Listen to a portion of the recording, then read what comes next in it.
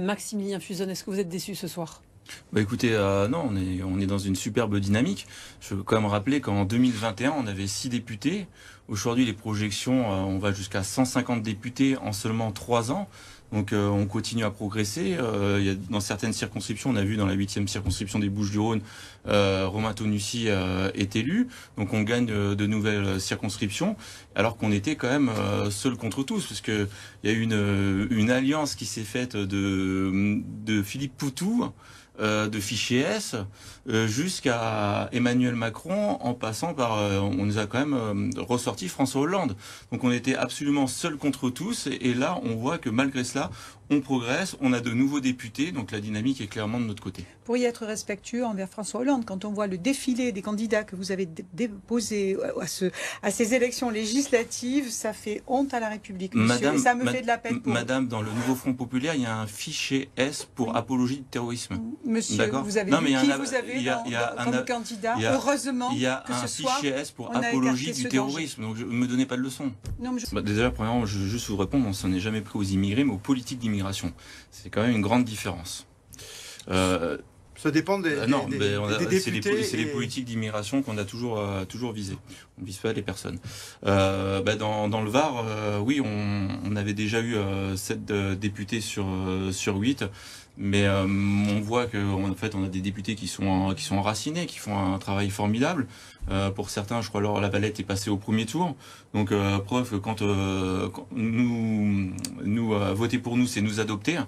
Donc, les gens voient bien que en fait, les députés du RN sont présents. On arrive à faire avancer des choses à l'Assemblée nationale, comme la loi immigration.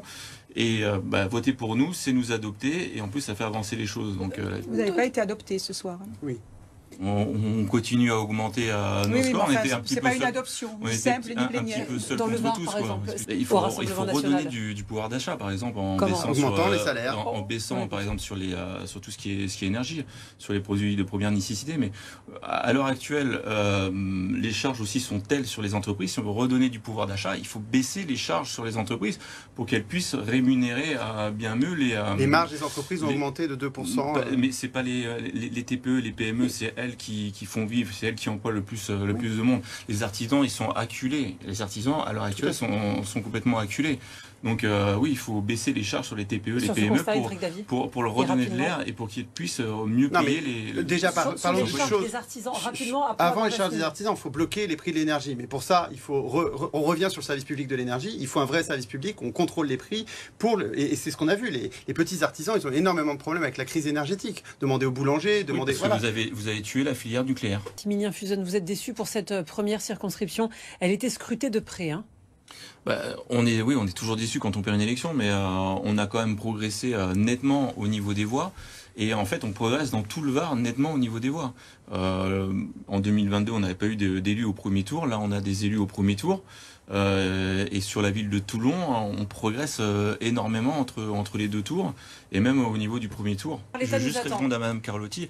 Quand même, quand on voit que vous avez fait une alliance avec LFI, et les propos qui ont été tenus par des députés de la France insoumise, notamment envers la communauté juive. Non, mais alors je vous empêche de dire des choses comme ça. Là, il faut arrêter. Vous avez fait ça. Historiquement, c'est votre parti qui est antisémite. C'est vous qui commencez à lancer l'anathème. Donc à un moment donné, je vous réponds. Très mal, monsieur. Excusez-moi, vous n'avez pas fait avec LFI. Vous dites n'importe quoi. Vous n'avez pas fait alliance avec LFI. Moi, je suis socialiste. Vous n'avez pas fait. Il n'y a aucun antisémite chez nous. On s'est toujours battu contre le racisme et l'antisémitisme. C'est mon ADN. François Mitterrand, il a été décoré par le maréchal Pétain.